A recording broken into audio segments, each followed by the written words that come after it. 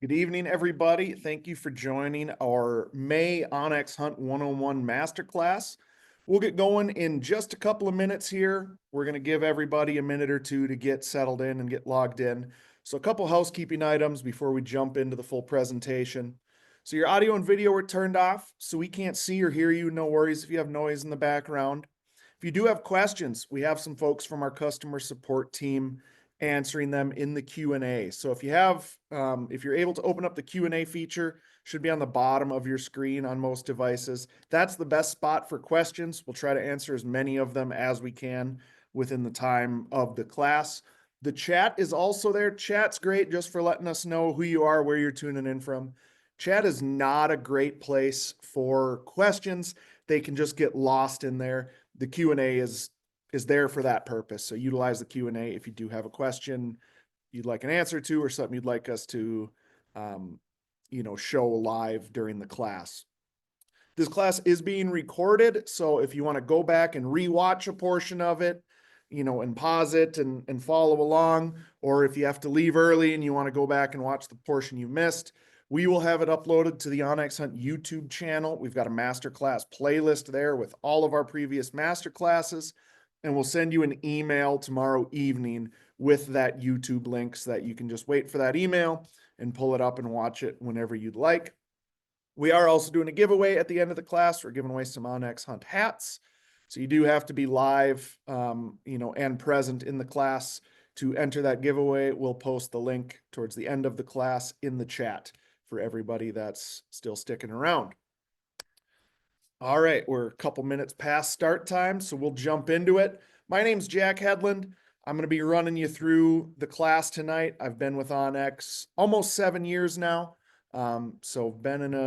Started in customer support, did some work in our GIS team. Now I'm on the marketing side. So been a few different places here at onX during my tenure. Let's talk about the agenda, what we're going to cover in class. We're going to start off with our different membership options. So we've got premium membership and elite membership. We'll go through quickly what those mean, what each of them gets you, what the difference is. Then we're going to jump into the app, and most of the time I'm going to be showing you the app I have a tablet here. I'll be mirroring that to the screen here so you can follow along. So if you're watching me on like a computer and you have a phone or tablet handy and you're able to pull up the map while I'm talking and follow along, I highly encourage that. It's a great way to learn. If you follow along and kind of do as I do, that can help shorten the learning curve, certainly. So let's talk about our membership options. We've kind of got two different levels. I should really say 3 different levels of membership at onX. So if you've never utilized onX before, you've never downloaded it, you can always start a free 7-day trial, and that will give you access to try it. Like I said, for 7 days, you'll get full access to what's basically a premium membership within the app. If you choose not to purchase a membership, your trial goes to what's called a basic level access or a basic membership. It's a free membership. You're not paying for anything, but you don't get as much access to the tools within the app. You basically get aerial imagery, so you can view that satellite map. You can see your location on the map, and that's pretty much it with that basic membership. To have access to all the layers and different map tools within the system, you'll want to upgrade. So a premium membership, we have a premium 1 state and a premium 2 state membership. The 1 state is $35, the 2 state is $50, and that's going to give you access, like the name says, to land ownership information and map layers for 1 state, or if you upgrade to the 2 state membership, for 2 states. So if you're a person who you're like, man, I really just hunt my home state, I don't necessarily need all of the bells and whistles, or maybe you're brand new and you don't want to pay the $100 for the elite membership to start, and you want to just dip your toes in with the premium, that's a great option for you. You get access to all the map tools, offline maps. There are some tools, however, or some features, I should say, that are only available with an elite membership. So the elite membership is our full spectrum membership. It gets you access to map layers for all 50 states plus Canada. So if you're a person that travels around a lot, elite is the way to go. You do also get access to a couple elite specific tools and imagery options, which we'll touch on later on in the class. You also get access to our elite benefits. So those elite benefits are, there's a couple different classes of elite benefits. One is free services and free education for you. So you get access to free services like Hunt and Fool. If you're a person who applies for tags in the West, for big game tags, Hunt and Fool breaks down all the different draws, how they work, when the draw deadlines are, what they cost, you know, what different units are like. Is this a really rugged, type of physically strenuous unit to hunt, or is this a more easy unit to hunt? How much public and private there is, stuff like that. You get a free membership with an elite onX membership. You also get access to educational courses on all kinds of different things: dog training, elk hunting, whitetail hunting, turkey hunting, shed hunting. We have some shooting marksmanship courses in there available to you as an elite member. And you also get discounts on some gear. So if you're a person who's looking to buy optics, boots, game calls, a new hunting vest for upland birds, some dog gear, we've got discounts in there. I don't want to make this sound too much like a sales pitch, but if you take advantage of some of those elite deals, especially if it's stuff you're going to buy anyway, you can get your membership money back, rather quickly, sometimes in just one transaction. So might as well save yourself some money on that. So that's the elite membership. That's the full spectrum. Happy to answer any more questions. If you have them, drop them in the Q&A there. And if you do have, questions that come up after the class, I should have said this off the jump. You can always email our customer support team. Our customer support email is help@onxmaps.com. We answer every question, within 24 business hours. So if you email us tonight, you can expect a response tomorrow. And if you have any questions that are specific, like to your account, you need help resetting your password, you want to know when your renewal date is, or how to update a credit card or something, we're not able to answer those on a class like this. We just don't quite have the bandwidth to be able to go in and pull up individual accounts. Shoot us an email, help@onxmaps.com, and we'll get you taken care of there. So let's jump into the app here. I am going to pull up my tablet. So it'll take just a few seconds for Zoom to get shifted over there. And again, if you are able to follow along on a tablet or phone at home, I recommend you do that. I understand a lot of people are probably watching on their phone, so it doesn't work quite as well that way. But if you have the option, I recommend that. So here I am. I've logged into the app. I'm looking at Missoula, Montana, which is our headquarters, where we're based, where I'm sitting right now. As I zoom in my map a little bit, you see more detail starts to pop up as I zoom in. So what we're seeing here are those private landowners.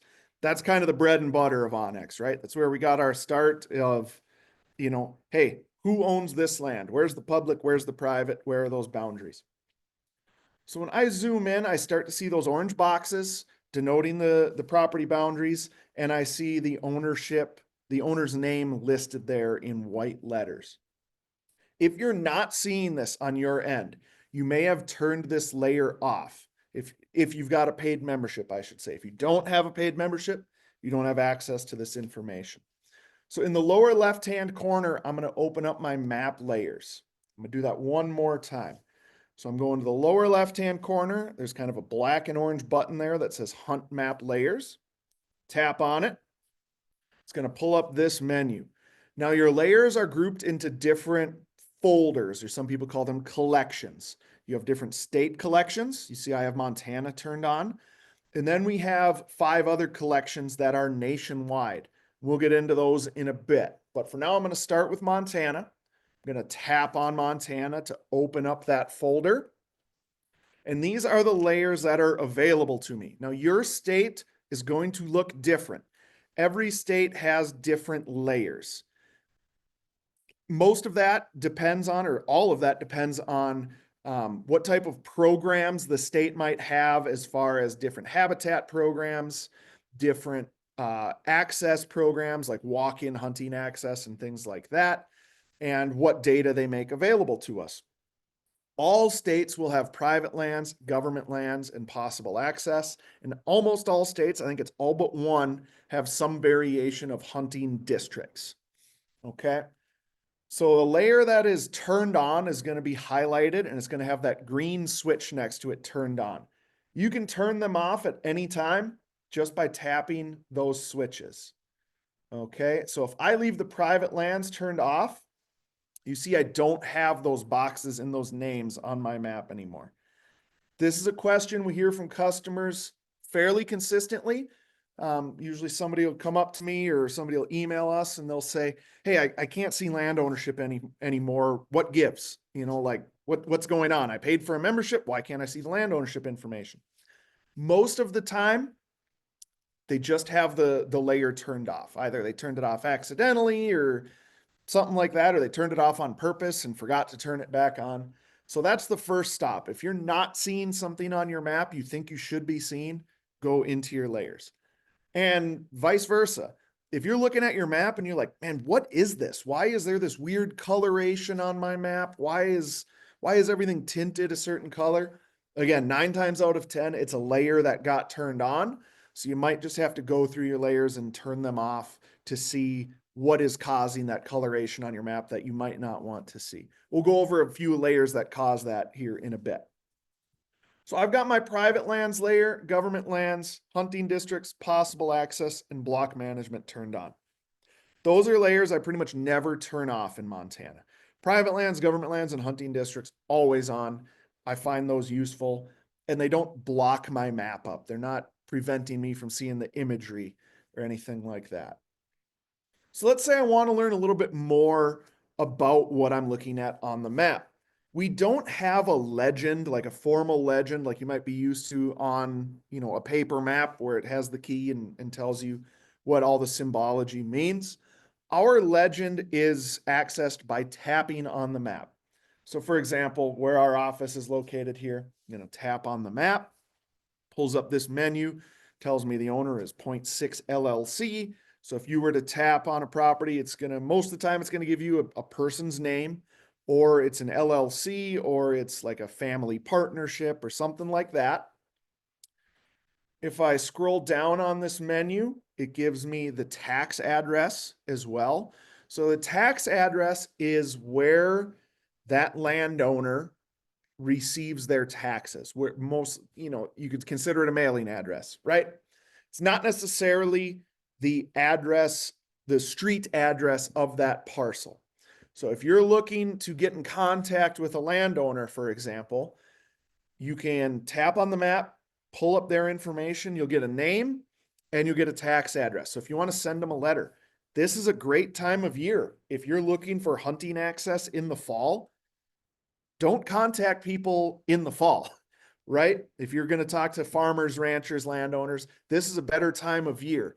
I'm willing to bet a lot of them probably are planting now, but so the winter is actually the best time to contact folks because they're maybe not quite as busy in the field, depending on what part of the country you're in.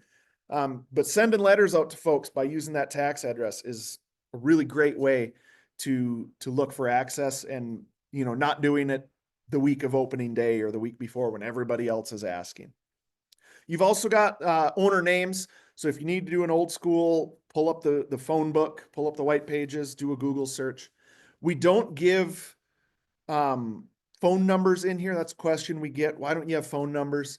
A couple of reasons. The main one is just out of respect for landowners. I don't necessarily want my phone number listed there. Not that I'm a landowner, but you can imagine if you're a farmer or a rancher that has a lot of deer or elk or you name it on your property, the amount of phone numbers or amount of phone calls you would be getting during the fall. So we just don't have people's phone numbers in there. And, it's more difficult to source phone numbers with less and less people using landlines and more people going to cell phones and things like that. So you've got owner name and tax address. A lot of times that'll be able to get you in touch with the right person. Going to zoom out, and I'm going to pan my map over to get just outside of town here. So now you notice some portions of my map have a colored filter over them. These are going to be our public lands or government lands as they're titled in the app. If I turn them off, I go into Montana government lands, you can see that coloration has disappeared from my map. Turn it back on. There it is. And I've got a bunch of different colors, right? So what do those mean? Well, one thing you can do is you can zoom in. So here's, says state of Montana in the center of this blue square, this yellowish color, city of Missoula. So you can look for those labels.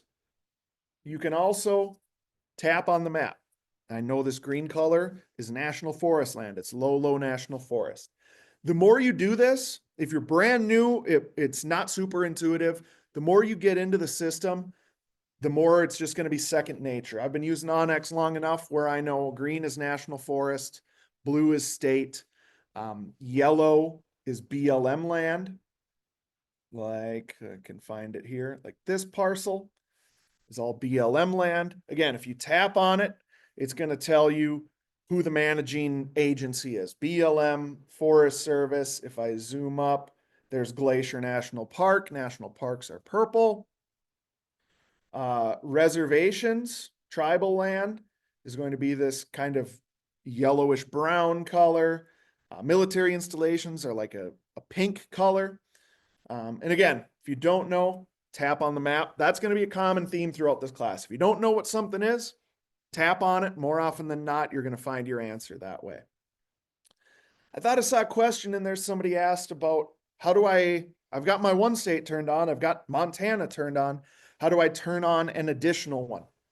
You can scroll down below all of the collections and you'll see all of the states and Canada listed here alphabetically. You can just scroll through them, find the one you want. So if I wanted to turn on Missouri, there's Missouri, tap on the switch. I can see it has joined Montana at the top there. I've got 5 different layers I can turn on there.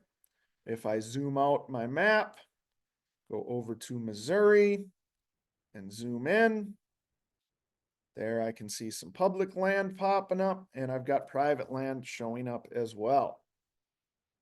So that's how you turn on an additional state if you've got a 2-state or an elite membership. If I want to turn a state off, I go back to that bottom left corner, go to Hunt Map Layers. And if I go down to the bottom part here, I can just tap that green switch for Missouri. That's going to remove it. So that's how you can turn states on and off.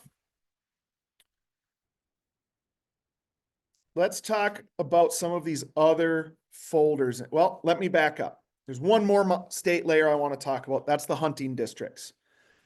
You'll notice my Montana hunting districts looks a little bit different. By that green switch, looks like a stack of cards, or those are layers is what we call them, or sub layers, I should say.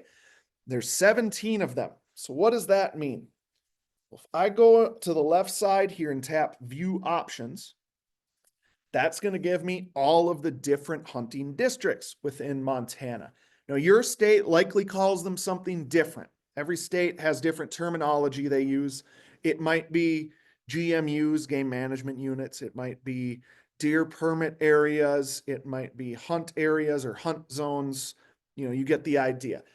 They're all the same basic thing. They're how the state breaks down, the state for different licenses and different harvest quotas and reporting and things like that. Deer and elk is chosen by default for Montana here. But if I'm hunting something else, I need to know what unit I'm in. Right now it's spring bear season in Montana. I've been out hunting black bears quite a bit without much success, but we won't talk about that. So I can click on the black bear hunt district sublayer.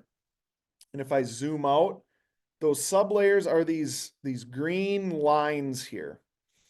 Okay. So those are my different districts, my different zones. I can change it to, let's go antelope. I'm going to apply for an antelope tag here. The deadline's June 1st if you're interested in applying for antelope in Montana. Now I've got my antelope units.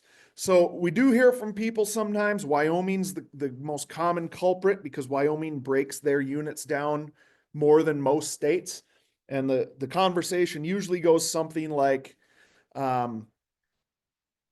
hey, I'm looking at my onX and you guys have the district numbers wrong. Like I'm looking to apply for this unit and you're showing it different than what Wyoming Game and Fish has. Every time I've had one of those conversations with somebody, they've had the wrong species selected. So in Wyoming, I believe um, it's deer that's selected by default, but their antelope is different, their elk is different, bighorn sheep is different. Okay, so just double check and make sure you have the correct sublayer selected there. All right, so going back into map layers, we've got our state folders, and then we have these nationwide ones. And this causes some confusion, and I understand why. I don't blame people. If you have a paid membership, you have access to those other 5 folders. So current conditions, land and access, roads, trails and rec, trees, crops and soil, and wildlife layers. Those are nationwide data sets, but even if you don't have the elite nationwide membership, you have access to these folders. So right now, in current conditions, I have active wildfire turned on. Another common conversation we have with folks is, man, I'm looking for wildfires. I'm gonna use Minnesota right now. That's my home state. They've got some pretty big fires burning right now in the northeastern part of the state. So I'm looking for these fires in Minnesota, but I don't see the fire layer listed under Minnesota. Because it's a nationwide layer, you're not gonna find it in your Minnesota folder or, you know, Florida, Texas, whatever state you're in. It's gonna be in the current conditions. So what does that look like? I'm gonna get over to Minnesota, where I know some of these fires are burning. So there's a couple big ones burning here. This is what that active wildfire layer looks like. You're going to have that kind of emoji, that flame icon. That's going to give you the name of the fire. And then the red blob, for lack of a better term, that is the fire perimeter. So showing you the area that is currently burning. Those yellow dots and white dots that you see, those are hot spots. That's a rather new feature we introduced. I believe it was last year. That is showing where kind of hot spots are, whether the wind is moving the fire in that direction or where it's burning the hottest. So you can kind of take a look at direction of travel sometimes, especially if there's a real strong wind, you'll see all the hot spots kind of on one portion of the fire. Just like everything else, if I tap on it, I'm going to get more information. So I get that information about those satellite detected hot spots. And then if I go down, I get the name of the fire. This is the Camp House fire. And the real important stuff here are those onX last checked and source updated. What that means is we will check the source, our data source, multiple times a day. I believe we do it like 4 times a day. So we'll tell you, hey, we checked this on May 14th, which is today. Sources don't always update every single day. So maybe we're pinging like the Forest Service or the state fire, management team. In this case, they did update today. So this is pretty up-to-date information. Sometimes this could be 1, 2, 3, 10 days behind just because they haven't updated. So we'll check every day, but our data can only be as good as what the data source is reporting. So that way you can at least know, well, onX checked today, but it hasn't been updated in a week. Chances are that fire's changed, right? We also give you the burnt acreage, percent contained, who is managing the incident. In this case, it's the Minnesota DNR. All right. So that's the active wildfire layer. I'm gonna go back into my hunt map layers. When a fire is put out, that information will get added to the historic wildfire layer. So that's going to be in my trees, crops, and soil folder, second from the bottom here. So if I turn on historic wildfire, I'm actually going to move my map back to Montana to give you an idea of what this looks like. So this is what the historic wildfire layer looks like. This is a large fire that burned 8 years ago now, the Lolo Peak Fire down by the town of Lolo, south of Missoula. And that was a pretty big fire. Again, I can tap on it. Tells me it was Lolo Peak Fire. It was put out in September of 2017, burned 54,000 acres or so. As fires get older, the color changes. So here was a fire from last year. You can see it's bright orange. A fire from 2023 is a little bit less bright orange. This one from 21 is yellow. This one from 2017 is more of a buff or a tan color. So you can kind of get a sense of, okay, how long ago has this fire burnt? You know, especially if you're in the West, this is the time of year people are looking for morel mushrooms. Old burn areas, prime spot to look for morel mushrooms. Great spot to look for all kinds of game because there's fresh green growth there. Elk hunters, the secret's out. Elk hunters love hunting recent burns.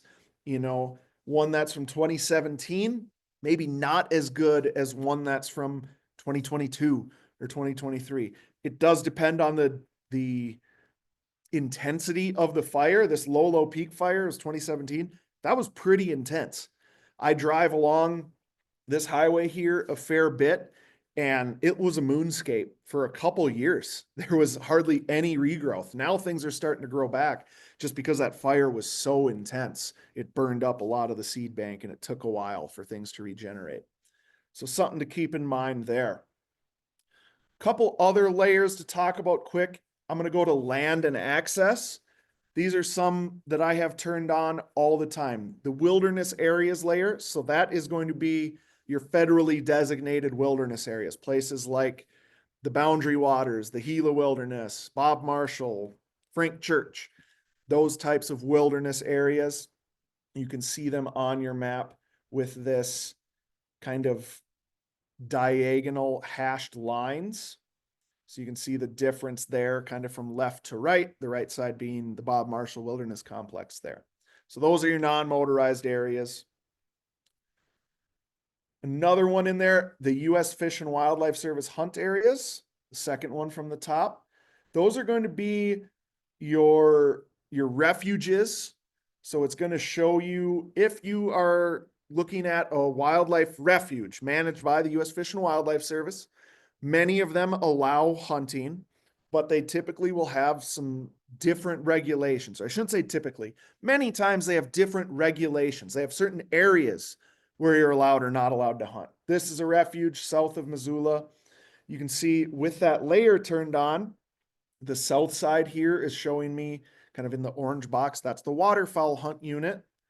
These other areas are archery whitetail hunt units, or archery deer, I should say. I believe you could shoot a mule deer down there if there was one there. That's all that's allowed on this refuge. Archery deer hunting, waterfowl hunting. There's turkeys there, there's pheasants there. You can't hunt those. There's an area here that has no hunting allowed. That's kind of the common area where people go to bird watch and things like that. If you want to know more information, I'm a broken record.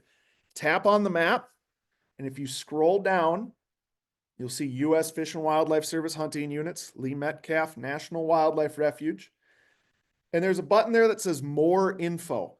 That is going to bring you to the U.S. Fish and Wildlife Service website so that you can look up from the source, right? They are the source of truth for what the rules and regulations are. Some refuges will only allow hunting on certain days of the week, or the start date is later than the rest of the states. They might push I know there's a refuge in South Dakota where they don't allow pheasant hunting until like December, right? They have a different opening day. So make sure you're checking those websites. Make sure that you're, up to date on all the rules and everything. Couple more layers to talk about. Roads, trails, and rec. These are ones I have turned on quite often, or I should say always. The trails, trail slope, trail mileage, recreation sites, and motorized roads and trails. So what does that look like? If I go back to Missoula here, I'm going to go to Mount Sentinel. This is the M Trail, is a pretty popular hiking area here. So these squiggly lines are the trails on my map. And because I have the trail slope layer turned on, that is going to tell me how steep the trails are. They're color coded, red being the steepest, green being the flattest. So you can take a look at that and, make a decision when you're planning a hike. The motorized roads and trails layer, which again, if I go back into hunt map layers, go to roads, trails, and rec, it's the second one from the bottom, motorized roads and trails. Let me get out of this menu here. That's going to be these purple and white lines on my map. These are going to be primarily on public land, and most of them are going to be on national forest and national grassland. A lot of this data comes to us from the U.S. Forest Service. So these are going to be your more maintained roads. You see some other lines on my map here, those dashed and dotted lines.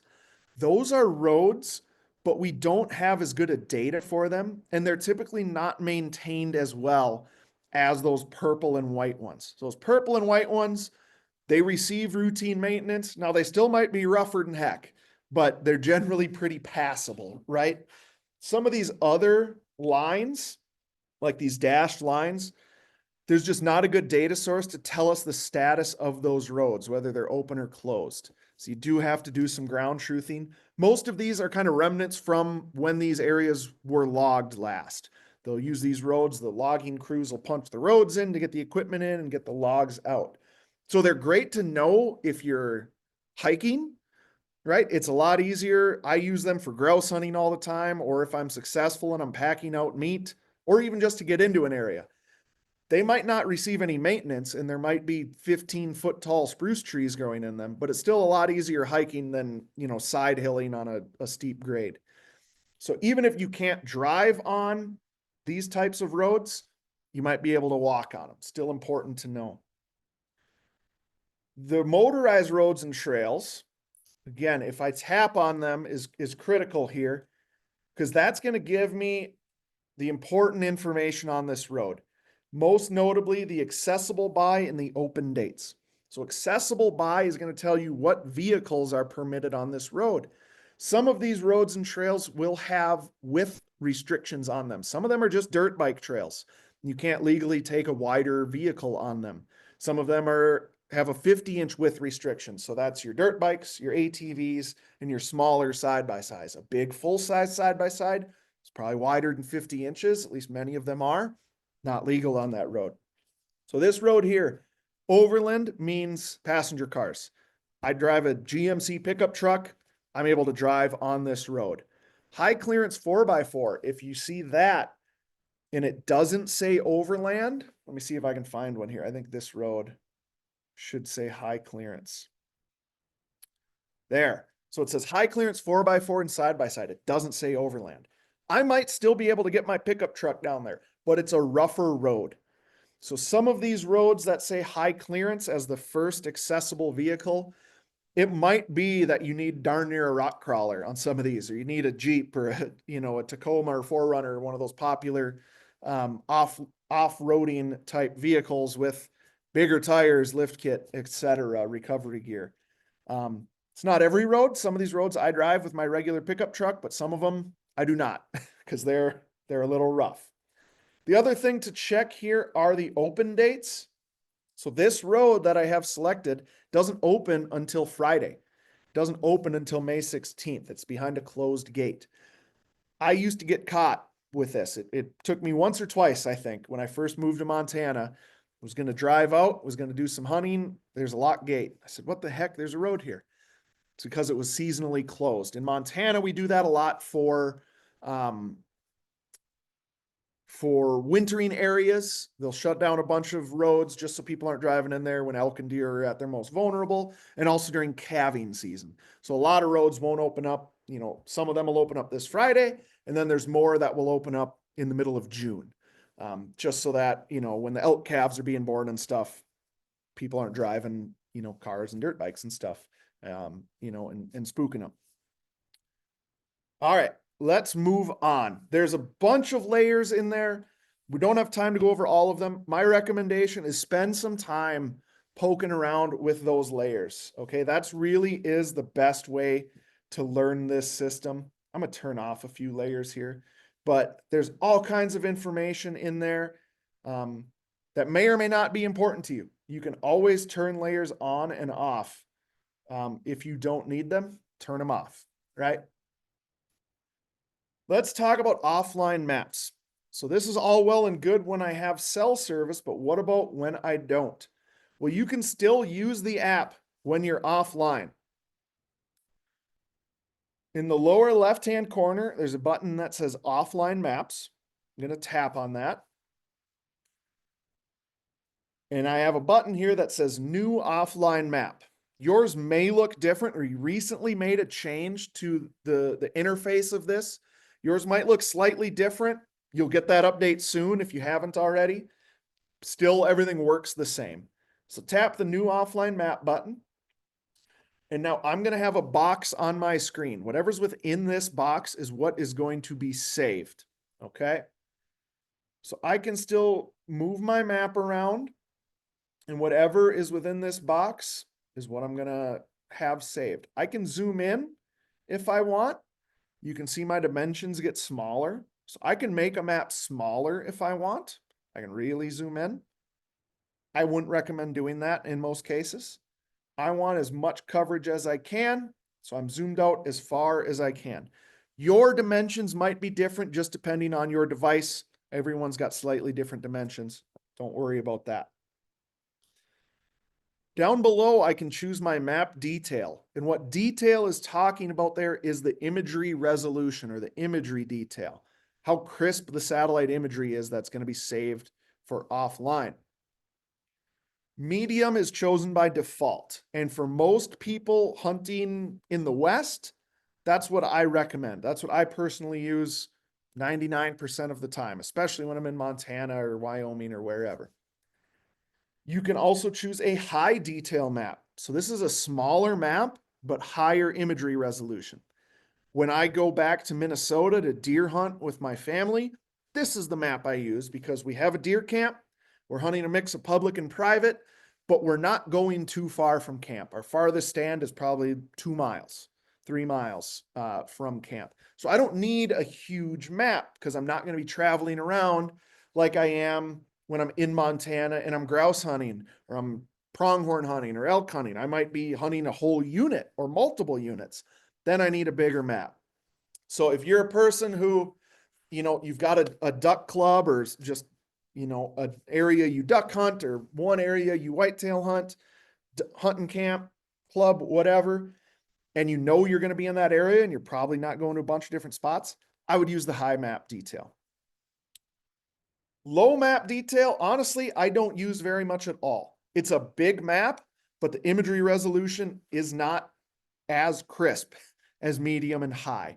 Medium and high detail, I don't notice that much difference between the imagery resolution. That's why I use medium mostly, because it's just a much bigger map and the imagery is still useful. With the low detail, the imagery is going to be pretty blurry when you zoom in. So these I use as a backup. Okay, so I can save, let's say I'm going to go out. Hopefully I draw an antelope tag this year. I might be covering a bunch of country. I might save, the whole eastern half of the state with 4 maps. I can save a bunch of them and grid them together. I'll show you that in a bit. And I'll use that as a backup. But I'm still going to have my medium detail ones for my areas I've e-scouted, or maybe I've hunted before. I'm going to save those maps and plan on using those. If for some reason I would have to travel to a different area where I haven't been before, at least I have something with these low detail maps. The low detail is still going to give you all of your layers. You're going to be able to see hunting district boundaries. You're going to be able to see your location. You can mark waypoints, all that stuff. It's just the imagery is not quite as crisp. So that's enough talking, Jack. Let's see what this looks like. So let's say this is the area I want to go. I've chosen medium detail. I'm just going to use my finger. I'm going to drag this menu up, and I'm going to give my map a name. I recommend doing this because that just date and timestamp there isn't going to mean a whole lot to me moving forward. So what I will typically do is I name a map either after a unit, after a nearby town, after a landmark or a waterway, a river or something like that. Since this is kind of southwestern Montana-ish, I'm going to name it Montana SW, because I will group my waypoints by alphabetical order.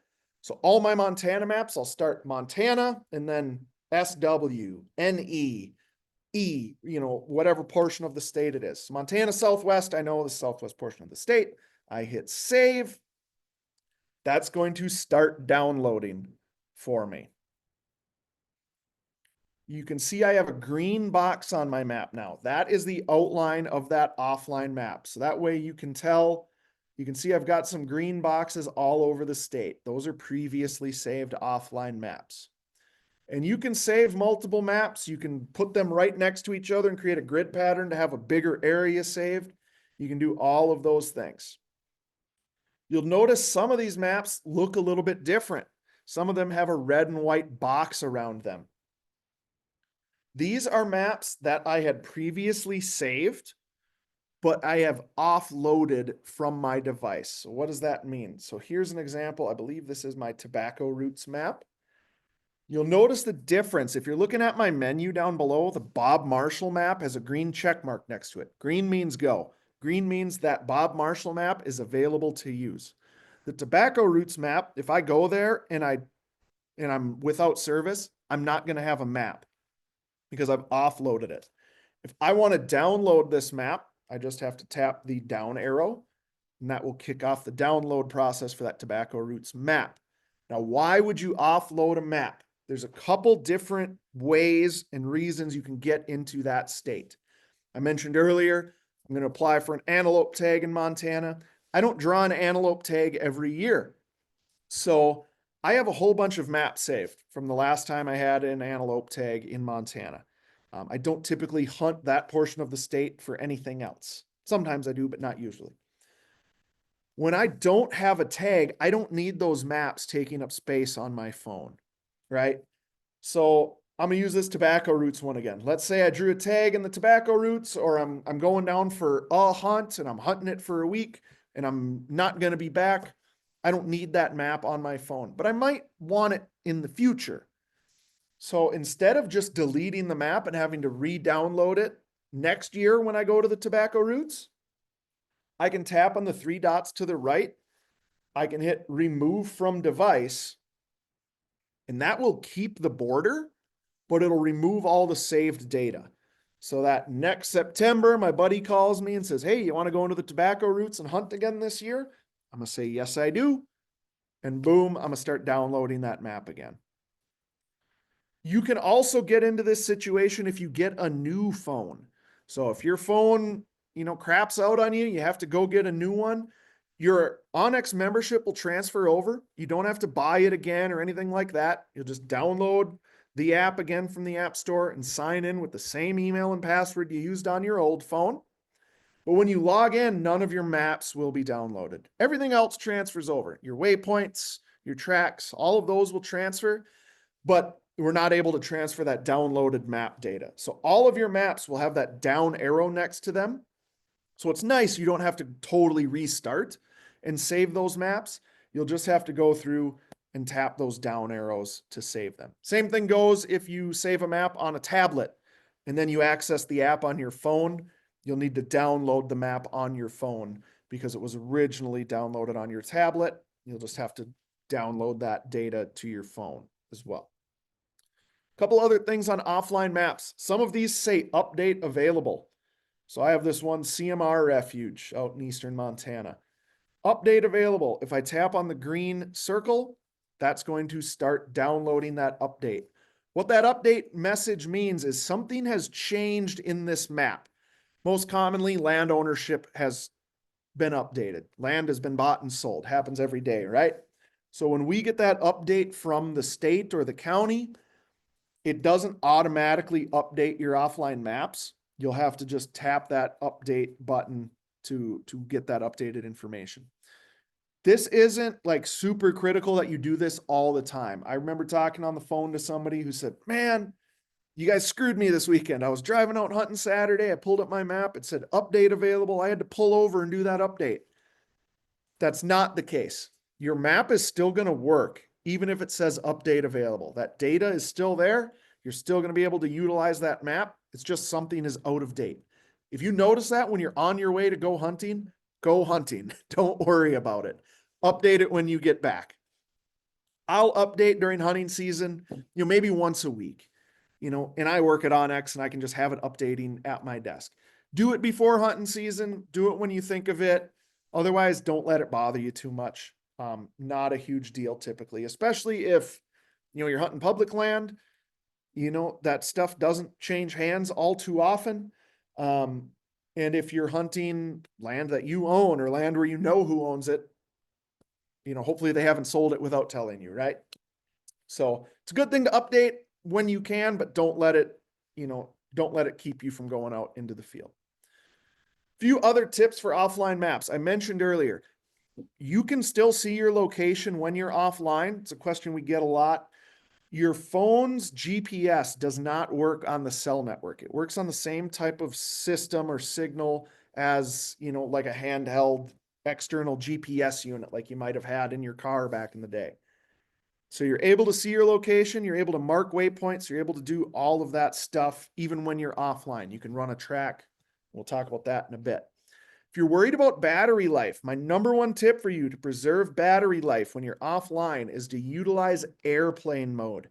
Put your phone into airplane mode, and that's going to extend your battery life more than just about anything else you can do. That's one of the biggest draws on your phone battery is airplane mode. So that's going to cut off all cell signal to your phone. But like I said, you have your offline map saved. So you're going to be able to see the terrain. You're going to be able to see the imagery, the layers, the roads and trails. You're going to be able to see yourself and utilize the app much like you would when you're online. If your phone's always searching for signal, that's going to drain your battery quite a bit. I do also carry an external power bank pretty much all the time with me, just as extra insurance. I have not done like a true overnight backpack hunt yet. I'm always either back to my house, a hotel room, or back to my truck. When I elk hunt, I typically hunt from the truck so I can get back and I can charge my phone at night. But I do carry an external one just in case, especially when it's cold. That just sucks your phone's battery. So I'll have an external power bank to charge it if I need to. I think that's it for offline maps. Let's talk about tools. So I'm going to move the map back to my location here and zoom in. Map tools is going to be the center icon along the bottom of your screen. Looks like a Swiss Army knife. If I tap on that, it opens up a menu. There's a couple of different tools. We don't have time to cover all of them. We're going to focus mostly on waypoints. There's a couple different ways to mark a waypoint on your map. The first one I'm going to talk about is the Mark My Location button. That's in the top row of my tools bar there, second from the right. When I tap Mark My Location, that puts a pin or a waypoint right where I'm standing. This is what I use in the field most of the time. There's a saying that waypoints are free. It's kind of like if you've ever been, fishing, I hear it from fly fishers, fly anglers quite a bit. They say hook sets are free. Doesn't cost you nothing, right? Same thing with waypoints. They don't cost you anything. So mark stuff up, mark up your map. You can always delete them later if you don't want them. So my kind of order of operations, let's say I'm going to go out and I'm going to do a pheasant hunt with my dog. It's an area I've never been to. I'll park my truck, get the dog out, get everything ready, pull out my map, hit Mark My Location. Then I know where the truck is, right? Then I'm going to start my tracker and I'm going to track myself everywhere I've walked. We'll go over tracker here in a bit. Couple points on waypoints. I highly recommend editing them, customizing them. You should almost never have plain red X's on your map because what does this mean, right? If I'm just marking the truck, I'm going to remember that. But if I'm marking a tree stand, a duck blind, a deer rub, where I saw, turkey scat, where I flushed a pheasant, how do I know what that is 6 months, a year down the road? So to customize a waypoint, I can tap on it. It's going to tell me the name of the waypoint and my location 51425. It doesn't mean anything, right? So I'm going to tap edit. First thing I do is rename it. So since I'm sitting at the onX office here, I'm going to name it office. Next most important thing, change the icon. An X means nothing to me. It's just a placeholder. We've got like 90 different options here. We don't have an office option, but we have house. I'm going to tap on that. Next thing is change the color. Develop a system to color code your waypoints. This is going to help you be more efficient in the future. This is one of my biggest tips that I think more people should do. You can have any different kind of color coding system that makes sense for you. Personally, I do it by species. I'll hunt just about everything the state of Montana will give me a license for. I hunted turkeys earlier this spring. I'm tagged out. Now I'm hunting black bears.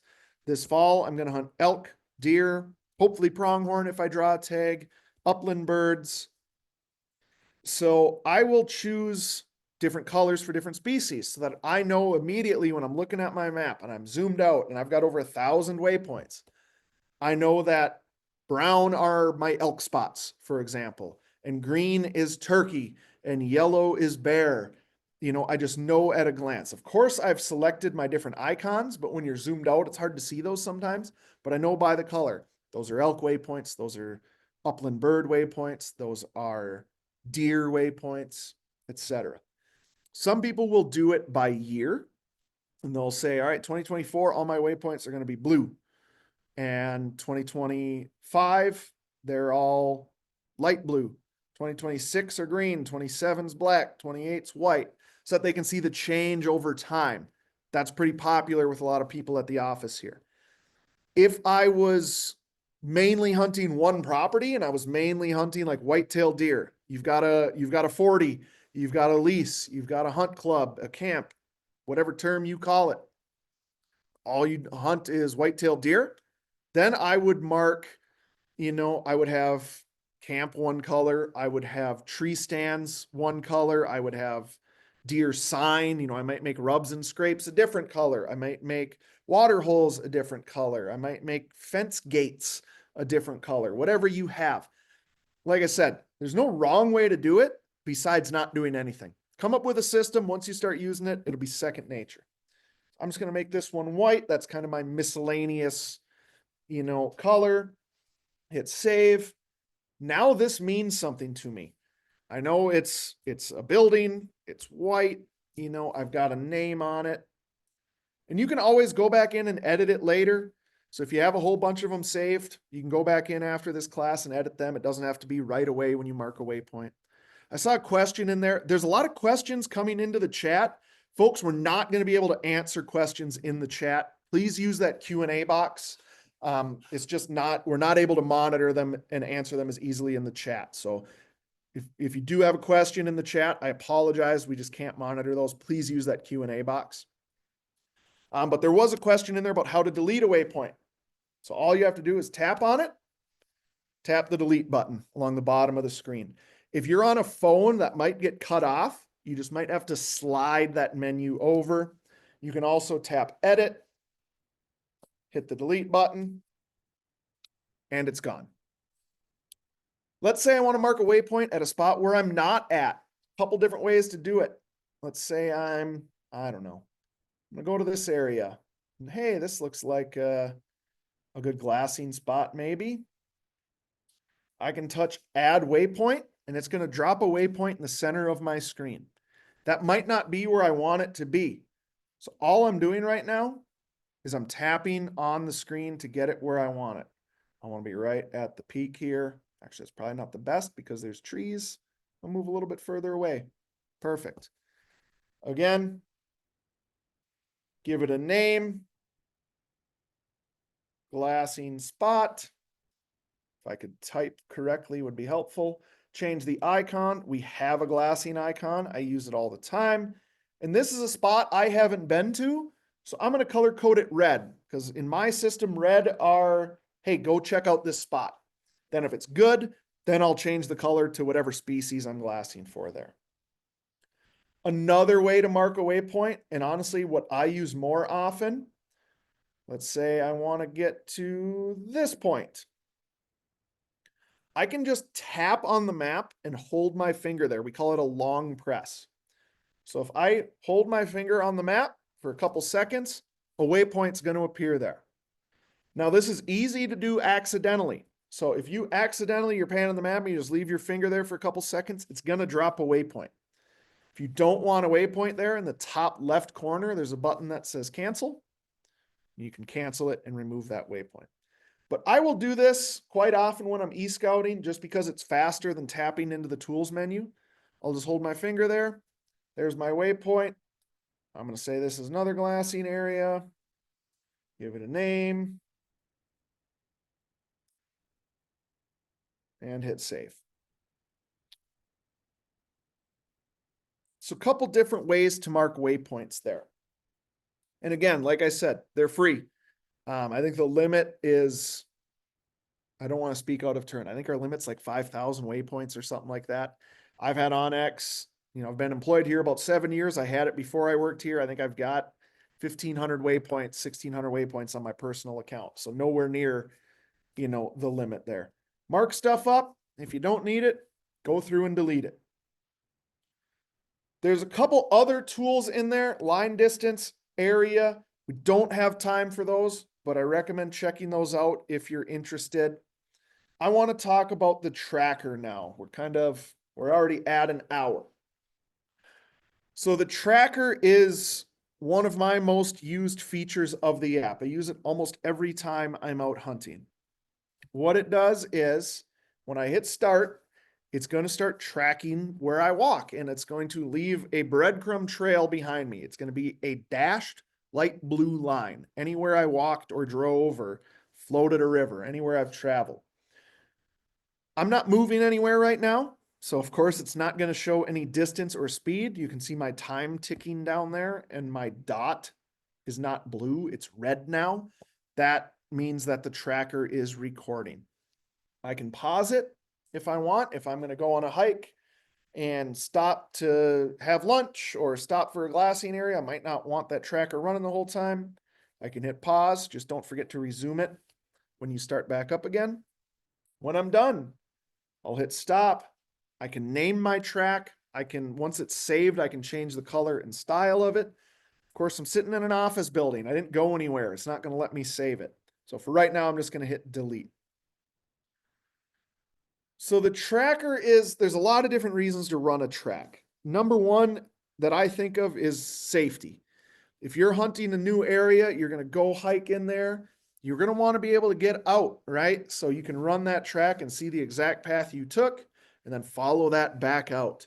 You can also use it, every time I blood trail an animal, I run a track, especially if I didn't see even if I saw the animal drop, I do it just because it's fun. But if I didn't, and heaven forbid, you have one of those shots that's maybe not so great. Maybe you have to start gridding out and grid search for an animal. That tracker is really nice to have to know exactly what ground you've covered and maybe find some spots you've missed. This time of year, shed hunters are using it a lot to make sure that they're covering the whole area that they want to shed hunt in. I do it when I'm bird hunting to make sure I've hit all the different covers I wanted to, and to see, sometimes it's just fun to see how far you walked, right? Like, oh man, I did 10 miles today. Last fall, I figured out my miles per grouse. I wouldn't necessarily recommend doing that because I was pushing, like, it was not a good grouse year, and I was like 8 miles per grouse or something. I shouldn't have said that out loud. That really makes me look like a bad grouse hunter, but it is what it is. So you can have all those tracks saved for future reference. You can use them to track the route in and out of a deer stand. Let's say I'm the person who sets up all the deer stands at the hunt club, and I've got a buddy coming over. He's never hunted here before. I can share markups with him. So I can share waypoints and tracks with my buddy and say, here's the stand you should go to in the morning, and here's the track. So he knows the route in and out of that stand so that he doesn't walk through, get off track and walk through a bunch of deadfall or a swamp, or go through the bedding area and blow all the deer out. Let's show sharing a markup. So this will work the same whether we're talking waypoints or tracks. The process is the same for sharing content. So I'm going to tap on this glassing waypoint I have here. Along the bottom of my screen next to the edit button is a button that says share. Tap on that and hit share with a link. That is going to generate a link that I can text to somebody or email to somebody. This is a tablet I'm on right here, so it doesn't give me the option to text message because it's not a cellular, it doesn't have a SIM card in it. But you can text message a waypoint, a track to a friend, and they don't have to have onX. They don't have to have a membership to accept that shared waypoint. So a lot of people will do this with their spouse or significant other. If you're going to be hunting solo, mark a waypoint of where you're going to be and send it to them and say, hey, this is the area I'm going to be hunting. If you don't hear from me by such and such time, send for help. We hope that never happens, but man, is it helpful to search and rescue to know, well, this is where they parked their truck, or this was they were going to hike into this basin or into this point and hunt. They kind of have an idea of where to start. Again, hope you never need to use that, but it's nice to have should something happen. So when you hit that share button and text it to a friend, they'll get a text message that says, Jack wants to share a waypoint with you. When they tap on it, it'll open up the app on their phone and we'll ask them if they want to add that waypoint to their device. If they say yes, it'll be added. If they say no, it won't be. If they don't have the app, it'll take them through the process of downloading the app and setting up an account, and then they can accept that waypoint share. The nice thing about sharing a waypoint is you own it. So if you've ever used like a Google Doc and you've shared it with somebody, you can set permissions, right? So right now they're like the read-only permission. They can see the waypoint, but they can't share it with anybody else, and they can't edit it and change the color or icon or anything. What they can do is they can view it and they can delete it. So you don't have to worry if I share a waypoint with my buddy and say, hey, I got into a whole bunch of pheasants here, you should go hunting there this weekend. I don't have to worry about them then turning around and sending that waypoint to all of their friends, right? And I can always revoke access. I can delete their access to that waypoint if I would like to. All right, so that's sharing. I'm going to take a look at my outline here and take a quick drink because my voice is getting scratchy.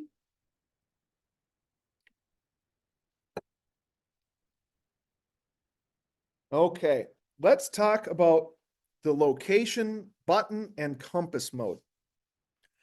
So if I want to get the map back to my location, there's a quick way to do that. In the lower right-hand corner, there's a location button. It looks like a crosshair, or some people have heard it described as a wagon wheel. Tap on that lower right-hand location button. It's going to bring the map back to my location. If I tap it one more time, that's going to put us into what I usually call like a heads up mode. So you can see, especially if I zoom in a bit here, do this one more time, tap it again. I've got like a flashlight or a sight cone coming off of my dot. That is showing the direction my device is facing. So you can kind of see, I'm rotating my iPad here. And as I rotate it, the map rotates with me. So this is super nice when you're hiking down a trail or following a track to kind of know what's coming up, what's ahead of you. Hey, do we got to take the left fork or the right fork? Is that land on the right side of us public or private? Who owns that land? Instead of north being up on the map, like it is here, let me get back. Instead of north always being up, I can orient the map so that my direction of travel is up on the map. I use that again all the time when I'm out in the field. When I'm in this mode, you'll notice a third button has appeared in the lower right-hand corner. That is the compass button. If I tap on that, it's going to open up compass mode. Along the top of my screen, you'll see I have a compass heading, so I can get kind of a rough estimate of my bearing if you're familiar with traveling via a compass. As I move, it moves with me. What's the real, I think, the real money feature here is the rangefinder mode here. So I'm in compass mode. Along the left side of my screen, you'll see different yardages marked out, and those correspond to those hash marks on that center line on my screen. It is a little bit tough to see because I'm located in town and the satellite imagery with all the houses and stuff obscures it a bit. It looks better when you're out in the field and it's just vegetation. Um, but on the right-hand side, again, you'll notice a fourth button has appeared. Now this one looks like a rangefinder, a handheld rangefinder. So when I tap on it, that's going to put me into rangefinder mode. What this does is it allows me to drop precise remote waypoints, meaning I can mark a waypoint on an exact spot without being there. So I'll use this example. A couple falls ago, I was mule deer hunting in Montana and was just glassing and noticed a buck bedded in some juniper trees. And I think he was like 385, 400 yards away, farther than I was comfortable shooting with that gun at that time. And was able to plant a stock, get closer. I got to like 270 yards, had a really good position, was laid down prone, gun on the bipod, all that. Ranged him with my rangefinder. He was bedded facing away from me, not an ethical shot. I was going to have to wait for him to stand up. While I was waiting, I opened up my rangefinder tool here, pointed my phone at the buck, and then I'm just using my finger here. I'm dragging up and down on the map, and I was able to put it at 270 yards. Now, if I want to zoom in, drag it all the way to the bottom, it's going to start zooming in for me. I'm at my limit. If I want to zoom out, drag it to the top. And if it wasn't a tablet, this tablet's a little finicky, it'll zoom you out. Nothing like live TV for technology to let you down. And on your phone, this will work. This is just kind of a quirky tablet. So 270 yards, boom. I've got it at 270. If I can get my fat fingers to work, tap this orange button, that's going to put a waypoint there.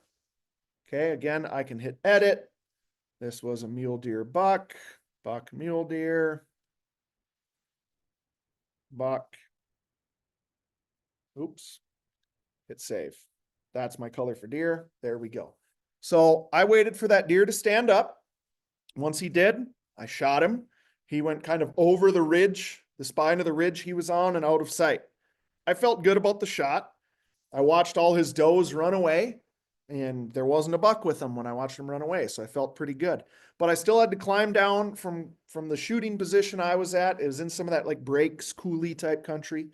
Got down to the bottom as I'm walking up. Things look different.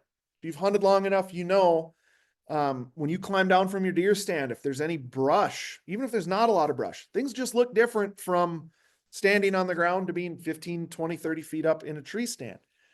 So I've used this in northern Minnesota where we deer hunt and, marked a waypoint. It might have only been a 50-yard shot, but there's a lot of willows and alders and stuff that are pretty thick. So then I've got a landmark to start blood trailing from. Okay. So I was able to walk right up to where that buck was laying. I could see the scratch marks from his hooves. I was starting to see some blood. Once I crested that ridge, there he was laying, didn't make it 50 yards, You can also use this tool not just for, blood trailing, but planting stalks. So let's say archery elk hunting. I'm not shooting more than 50 yards. I spot a bull and he's 300 yards away. He's in a park. I'll mark that waypoint on that, opening in the timber, and I might have to drop out of sight. I might have to go make a big circuitous loop to get the wind right, or I might have to drop around the backside of a ridge to stay out of sight. Now at least I have a landmark of where that elk was, and I can kind of tell how far away I am and know when I'm getting close. Okay, so super nice to have. If you have a compatible rangefinder, so we do integrate with the Leupold RX 5000, and there's a number of different SIG rangefinders we integrate. If they have the BDX system, they integrate with onX. You can use that handheld rangefinder, and I can't demonstrate it here because I'm sitting in an office again and I don't have one with me. But you can use that rangefinder to range a target and have it automatically drop that waypoint on your map, which is pretty slick. I've been testing that out a little bit this spring on bears, and it's a real nice feature if you've got one of those rangefinders. If not, and I my personal rangefinder is an older SIG that doesn't integrate. Then you just got to do it kind of like I demonstrated there. 270 yards, point your phone at it, run the waypoint that way. Okay. I'm going to stop sharing on my tablet here because I want to talk about the onX web map. So give me a moment to pull that up. So the onX web map is how you can access onX maps on your phone, or excuse me, on your computer. So this comes with an onX membership. It's not an add-on. It doesn't cost anything extra. All you have to do is go to our website, onxmaps.com, log in, and it'll pull up your map here. Now I'm going to refresh this because I just marked a waypoint. So there's that waypoint I just marked. Everything you do as far as markups, waypoints, tracks goes on your phone will automatically sync up with your web map and vice versa. So I use this web map for e-scouting. It's just a bigger map, right? I can really see a lot more country than I can on my phone. Couple things I want to talk about here. First thing is our base maps in our imagery. So in the lower right-hand corner, there's this button here that says HYB 2D. And on your phone, this is also in the lower right-hand corner. So it works the same. Click on that. These are our different base map options. So by default, for most folks, satellite is going to be turned on. Now this should be familiar. It's a satellite image showing you the vegetation and what the terrain looks like. I can see the roads, I can see the trees, I can see the open areas. Personally, I almost never use satellite because I like the hybrid map. The hybrid map gives me satellite imagery with topographic lines. So now I can see what the elevation change is. I can more easily tell south-facing slopes from a north-facing slope. Useful for bear hunting, elk hunting, deer hunting, all kinds of stuff. The other nice thing with hybrid mode is I'm able to see waterways easier. When I go to satellite, take a look at this Bear Creek. When I switch to satellite, it disappears. The name is still there, but the actual route of the creek disappears. You're only able to see those waterways in hybrid and topo. So topographic is, kind of what it sounds like. The old school, if you're familiar with using the paper topographic maps, this is what it looks like. One thing we have added recently that I'm very excited about is this HD topo. Now this is only available on web map, only on your computer right now. It will be on mobile soon. We're still working out the kinks on it. But this HD topo, just look at the difference when I toggle it. Like focus on this area here, these rocks and boulders. Look at the difference. So this is pretty sweet. I mean, I can even see this road here, right? Where it doesn't show up on regular topo, besides the label we put on here, but you can even see it there. So that's pretty slick. HD topo, again, only on web map right now. It will be on mobile soon. I'm going to zoom out and I want to talk about a couple of our different imagery options. I'm going to get into the Bitterroots here. So the first imagery option I want to talk about is this one called recent imagery. Now this is one of those elite only features. So you do have to have an elite membership to access recent imagery. But what this is this is satellite imagery taken at 2-week intervals. So it's updated much more frequently than our regular aerial imagery. And it's not meant to be a replacement for our regular aerial imagery. It's an additional tool. So when I zoom in, you'll notice it's not quite as crisp of imagery, but I'm able to see, like this time of year, I'm checking snow lines, right? And you can go back in time with this. You can go back, I think we go back 2 years now by 2-week intervals. So I can go back through the winter. If I get back to the fall, start to see, the snow line changing. So you can go back. If you're planning to hunt, you're like, oh man, what did that area look like during these weeks last year? Maybe I want to come to this area and hunt in September. Well, when does the snow typically come in this area? Of course, every year's different, but I might be able to look, September, we're pretty good. Even into October this past year, but then we get into November, now the snow's coming, right? Upland hunting, one of my favorite things, pheasant hunting. If you're a pheasant hunter, you know kind of the 3 best days to pheasant hunt, right? Opening day, the day the crops come out, and the first snow. Well, first snow, I might not have a hunt plan during that time, but I can take a look at, I love hunting the Dakotas, both North and South Dakota, big farms in that country. And like, especially when I hunt the east side of South Dakota, it's not so much ranching, it's more farming, a lot of corn and soybeans. It's hard to hunt pheasants when the corn is still standing. They can just escape into those and good luck finding them, right? So I will look at this and check, hey, how's the harvest coming? You know, it's a week before my hunt. I'm going to pull up the most recent aerial imagery. Have they started? If they haven't started at all, you know, maybe since that image was taken, they have. But I'm going to be more excited if I look at that image and it was taken, last week or 2 weeks ago, and I notice that some of the corn has started to come out. Chances are that harvest has continued. That bodes well for my pheasant hunting, right? If all of the crops are out, that's going to kind of change how I hunt. If none of them are out, dang, it might be tough hunting if all the corn's still standing. Mentioned this time of year, I'm checking snow levels for bear hunting. Waterfowl hunters use it to check water levels in areas like, hey man, is it really dry? What's that reservoir look like? What's the flood stage on the river look like? So pretty useful tool. Again, not meant to replace our regular imagery, meant to be an additional tool. Likewise is our leaf off imagery. So I'm going to move over to Wisconsin, get to a forested area. So leaf off imagery is another elite only feature. So you've got to have the elite membership to have access to this. But we created this and included it in response to people asking for non-summer imagery. They're saying, I don't hunt in the summer. I'd like the map to look like, what it is when I'm hunting. So you can easily tell these are all deciduous trees, right? Because when I go to leaf off, all those leaves have fallen. Evergreen trees here, pine, spruce, fir, what have you. So you can more easily tell the difference there.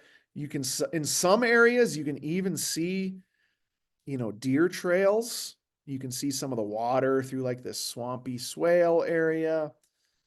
I'm not seeing any deer trails here, but yeah, some of those might be, right? Tough to tell for sure if that's just water or if that's where animals are walking. It's not available in every state just yet. I believe we have like 15 states right now. They're all east of the Rockies where there's more deciduous forest. If we don't have it available for your state, you'll know. If I move over to Minnesota, we don't have leaf off imagery for Minnesota right now. You can see that label on the map there. We're not picking on Minnesota. It's just that we maybe didn't have there might not be great imagery available to us. So we prioritize the states where the imagery is available to us, where we have, legal ability to use it and all that stuff. So like I said, it's 15 states. If we don't have it for your state, it's not like we're just saying, we don't care about you folks in Minnesota and Iowa. It's just that we haven't found a good source just yet that we're able to use. We're looking to add more. We're prioritizing the eastern half of the country. We'd like to have as many states as we can. So we'll continue to add them as imagery becomes available. All right, last thing I want to talk about is our search function, and then we'll get into the giveaway and some Q&A. Upper left-hand corner here is the search bar. On your phone, it's going to be in the upper right-hand corner. The icon looks like a magnifying glass. If you tap on that, it's going to bring you this search bar here. You can search for a private landowner. You'd want to click on the private land tab here and then type in a name. So I'm just going to zoom in on Missoula. Just a generic John Smith. And I've got a bunch of results here. As you might imagine, there's a lot of John Smiths in America. But you'll notice all of these results are nearby. Missoula County, Ravalli County, Mineral County, Granite County. The search prioritizes results close to what your map is looking at. So to help the search out, move the map to the location of the landowner you're looking for. If I was looking for John Smith in Georgia, I would want to move the map to Georgia. And if I know he's in northern Georgia, I'm going to move the map to northern Georgia. If he's in New Mexico, move the map to New Mexico. It's going to prioritize whatever's closest. From here, I can click on these results and it will zoom me into that parcel. Maybe that's the John Smith I'm looking for. Maybe it's not. I can go back. I can choose a different one. If I know John Smith's middle initial or middle name, type that in there. If John Smith is married and John Smith's spouse is listed as well, if you know that information, you can put that in there. The more information you can put into the search, the better results you're going to get. Okay. If I'm searching for something else, I'm going to click over to location. And here you can search for towns, counties, mountain peaks, Glacier National Park. I can search for that, right? Click on it. It's going to bring me to Glacier National Park. If I want to search for a set of coordinates, that's a question I get is, hey, can I mark a waypoint with a set of coordinates? If you have the coordinates, you can copy and paste them, or you can type them in here. If you're going to type them in, highly recommend you use decimal format. UTM, degrees, minutes, seconds, doesn't work as well for our search. If you have to convert them, Google up, GPS coordinate converter. There's a bunch of them on the internet for free. They work great. Your latitude goes first. So I'm going to type in, 46.0000. You can go up to 5 decimal points. The more you put in, the more accurate it's going to be. You don't need a comma for your second coordinate for your longitude, but it does need to be negative. It does need a minus sign in front of it because we're in the Western Hemisphere. If you don't put a negative, you're going to be on the other side of, the prime meridian. You're going to end up in Europe or Africa or Asia or something. So if you're looking for one of those one of those spots, by all means, omit the negative. But I'm looking in North America here. I need that negative sign. I'm going to go 100.000. Click on the result. It's going to zoom me here. Oh, look, I've searched for this exact spot before.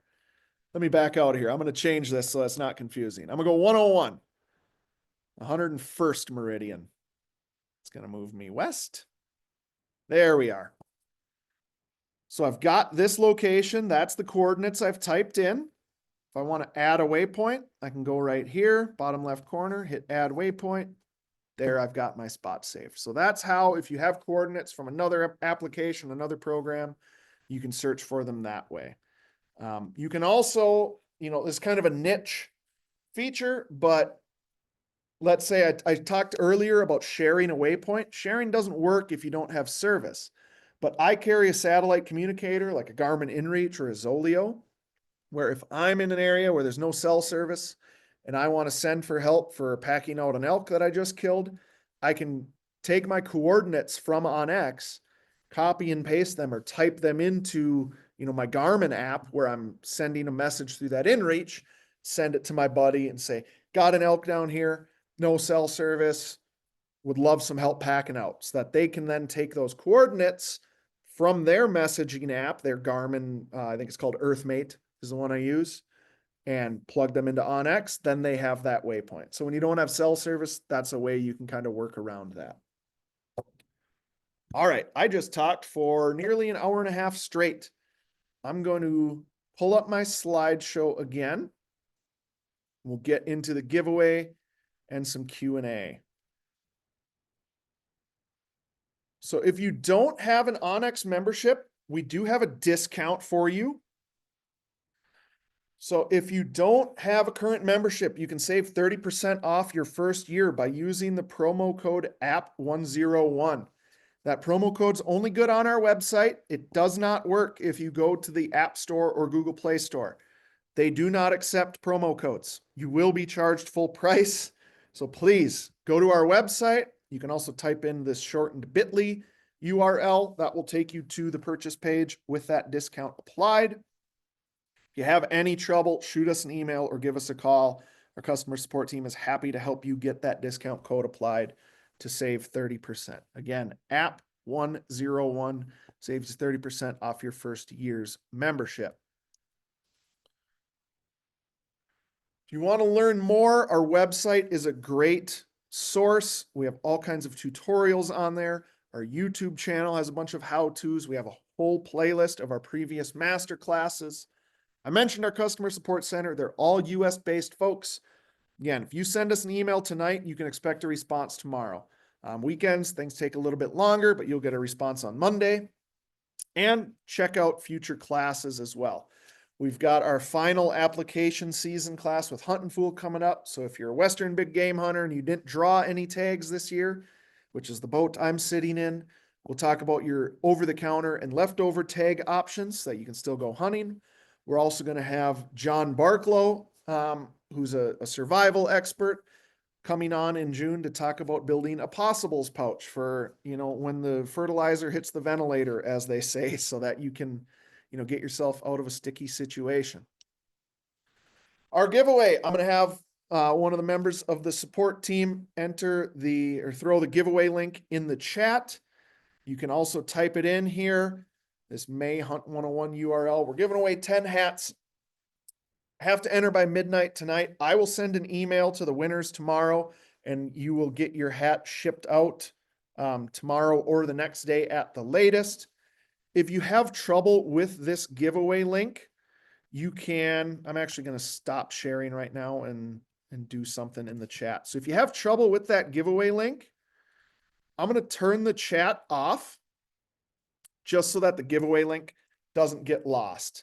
Okay, it's in there twice at the bottom of the chat.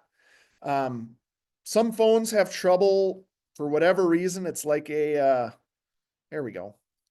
It's like a security feature where you're not able to click on it. If you have to copy and paste it or, type it out by hand, do that, type it into a browser. Should let you in. If you have any trouble, let us know.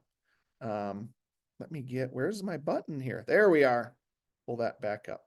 So like I said, giving away 10 of those hats. You get an email from me tomorrow if you're one of the winners. If you're watching this on the recording, the giveaway is no longer live, but we do these pretty much every class. So sign up for a future one.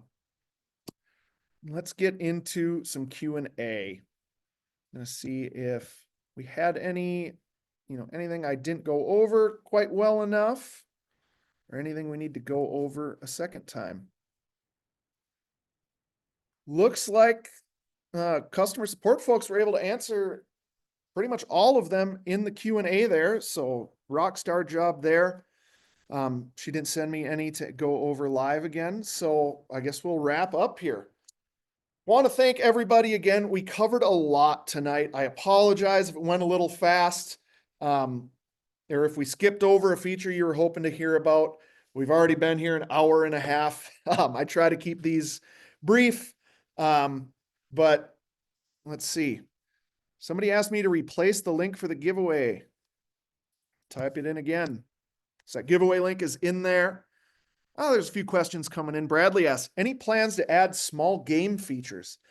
I guess depends what you're looking for, Brad. If you could give us more information, you can always send those into help@onxmaps.com. We do have some small game waypoints. We have, if you look at some of those trees, crops, and soil layers, there's different tree types. If you're looking for oaks for squirrel hunting or things like that, that might be helpful. But let us know what you have in mind. We're always looking for new suggestions. Let's see. Guess we do have some questions coming in. Gary said, go over rangefinder again, please. Sure thing. Let me pull up the app on my tablet one more time. So we'll go over the rangefinder one more time. All right. Let me get back to onX here. All right. So I'm in the app. To get to the rangefinder, couple ways to do it. You can tap on tools and then tap compass mode. That's probably the fastest way. So now I have my compass mode turned on. In the lower right-hand corner, there's 4 buttons, 4 black squares in the lower right-hand corner. The top one looks like a rangefinder. Tap on that. That's going to put you into rangefinder mode. I can still move my tablet or my phone. Get it pointed at the target you want to range. I'm going to point it this direction. Range your target, 482 yards. Great. I'm just pulling my finger up on the screen, just moving it up and down. That's going to move that 482. Where are we at here? There we are. I got it at 482. Now that green, or excuse me, that orange square above where it says 482, tap on that, marks a waypoint for me. That's nuts and bolts of the rangefinder mode. Hit done. There we are. Josh asks, when is the update for phones coming with better map view? I don't know exactly what you mean. I'm going to assume you're talking about that HD topo that we talked about earlier. I don't have an ETA for you on that. I know our goal is to have that in the app before the fall hunting season. I'm not going to make any promises. With software development, it's always, you start developing something and you come up against an unforeseen obstacle or something. So we're working on it. Hope to have it available for you soon. Just no ETA yet. David asks, will we offer a class on utilizing the app for e-scouting? We have done that in the past. We've done it quite a bit. So definitely go check out our Masterclass playlist on the onX Hunt YouTube channel. We've done scouting for, I know we've done archery elk. We've done mule deer. I don't know if we've done a specific rifle elk one. I think we have. We've done e-scouting for pheasants, quail, ruffed grouse, sharp-tailed grouse, and prairie chickens. We are going to do a couple more this year. Believe we have an elk and a mule deer one queued up for later this fall. So we have done some in the past and we will be doing some more. So keep your eyes peeled for those. Let's see, we'll do a few more here. Now all the questions are coming in. Holy smokes. Brian asks, will TerrainX ever be available on mobile? TerrainX is a feature that's beyond a 101, but it's a pretty cool feature for you elite users. Will it ever be available on mobile? Brian, I'm going to say yes. Unfortunately, I don't know when. Not this hunting season. I feel safe in saying that. Don't want to set unrealistic expectations. It's something we'd like to get in mobile. It won't be anytime in the very near future. So just want to give you an honest answer there.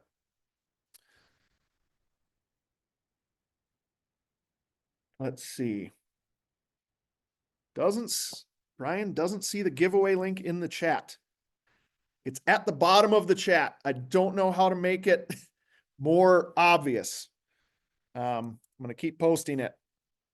Bottom of the chat should say giveaway link. Nick asked, do you have meetups if I walk into the onX office in Missoula? Our office is not open to the public, actually. So if you swing by, there may or may not be somebody here. Jody asks, how do you sign up for future classes? So if there's a page on our website that has the future classes listed. If you Google onX Hunt Masterclasses, that should be one of the first options. I'm also going to post that link as a response to your question, Jody. So there's the link.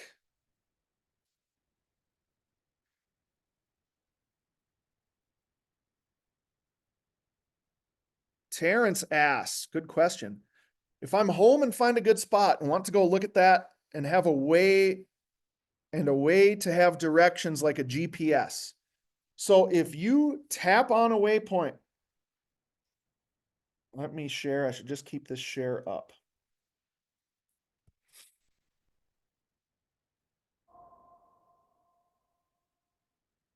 All right, pull my app up again. So if you want driving directions to a waypoint, let me exit out of this. Where do I want to go? I want to go Let me find one that's a little bit closer to a road, maybe. We'll go here. Tap on the waypoint. That brings up that menu. Along the bottom, there's a button that says driving directions. If I tap on that, you're going to have options that say Apple Maps and Google Maps. You'll notice mine says onX Navigation. That's an inside feature right now. It'll be available to you soon. But if you click on Apple Maps or Google Maps, it'll kick you over to Apple Maps or Google Maps and give you those turn-by-turn directions to that waypoint. So that's how you get driving directions. Question about, does it work with CarPlay in my pickup? Yep, we work with Apple CarPlay and Android Auto. Just got to make sure your app is updated, make sure your head unit is updated, in your pickup or your SUV or your car, and you can view your onX map on your in-dash unit there. John asked, does the app have dates for forest lumber cuts? Yes. So we have a timber cuts layer on the map. If you turn that on, it's on Forest Service land only. Let me see if I can find one. I'm going to go to northern Minnesota where I know there's one. Or there's some too far north, Jack. That's Canada. So if I turn on Minnesota, let me see if I can find some here. There should be some. So here's some.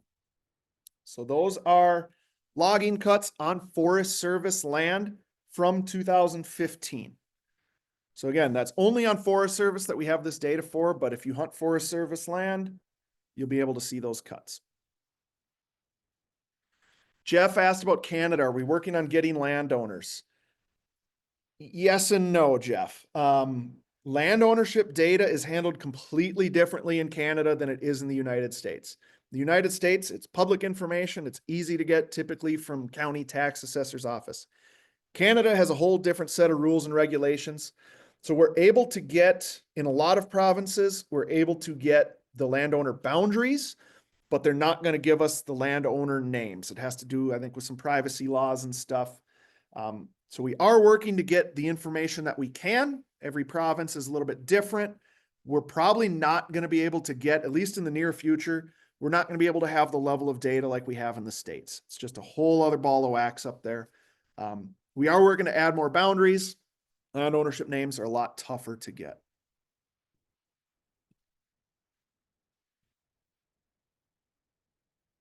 Let's see. A lot of questions. I apologize. We're not going to be able to get all of these. We're already over time here. I'm going to see if there's a couple more real quick.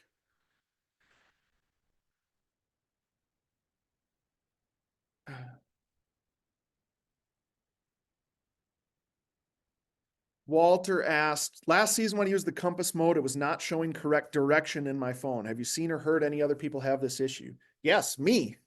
I see it quite often. What's happening there is the compass in your phone needs to be calibrated. We can only be as good as what the hardware in your phone is. So if the hardware is off, we're not able to correct for that. So I've noticed it near magnets. I have a digiscoping. It's an all-in phone case for when I want to film through my spotting scope. It's got magnets on it. That can affect your phone. Same with magnets on a binocular harness. That can affect the compass in your phone, just like it would affect a regular, needle compass. You can calibrate your phone. I don't have time to go through it today, but shoot us an email if you need help calibrating your phone. We can walk you through that. 9 times out of 10, that's the issue, is that the compass needs to be calibrated on your phone. How accurate are landowner lines? As accurate as the data is what we get from the county. So typically it's going to be within 5 to 10 feet. Civilian GPS is only accurate to, I think it's like 3 or 6 meters. Military GPS is much more accurate. So it's a limitation of the technology. It's not survey grade. If you have a dispute with your neighbor about where they built the fence and whose side it's on, we're not survey grade. We're a reference tool. When we get in a previous job here at onX, I worked to get parcel information, land ownership information from counties. They would always send it to me with the disclaimer, hey, there's a margin of error here. And some counties would be like, this can be off by up to 50 yards. It was usually closer than that. But we can only be as good as the county. So if you do notice something that is off quite a bit, we have a feature to report an error. You can go into that and let us know. And if it's a mistake we made on our end, we'll get it corrected.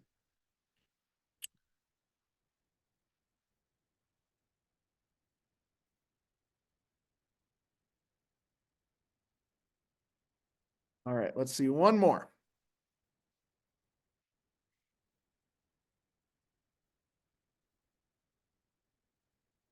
Gregory asked, how do I send onX coordinates via inReach? So this is something I went over earlier. So if you're using an inReach, this is something I do sometimes. What you would do is, for example, I'm just going to tap on my map here. This is in Minnesota, but when I tap on it, you'll see I have coordinates listed there. If I go over to the right, I can hit copy. Copy those coordinates. It's just like copying and pasting text on a computer. Hit copy, go into your inReach messaging app. So it's the Garmin EarthMate app on your phone. Go into where you're going to send a message. You can paste those coordinates into that message, send them out via your inReach. The recipient will be able to take those coordinates, plug them into their onX, and then they'll have that location on their side. That's the way to get around, sharing a waypoint when you don't have service. Okay. Apologies for not getting to all those questions. We're about 10, 15 minutes over time. Thanks to everybody again for joining tonight and for sticking it out till the end. We do have other classes coming up. We do these one-on-ones pretty much every month. So if you want to, see it again, sign up. We don't have the June one scheduled yet. We might be taking a break just because of some scheduling conflicts, but we'll pick them up again later in the summer. Again, get entered for that giveaway. The link is still in the chat. I'll shoot I can't talk. That's a sign I need to be done. I'll shoot the winners an email tomorrow and we'll get your hats shipped out.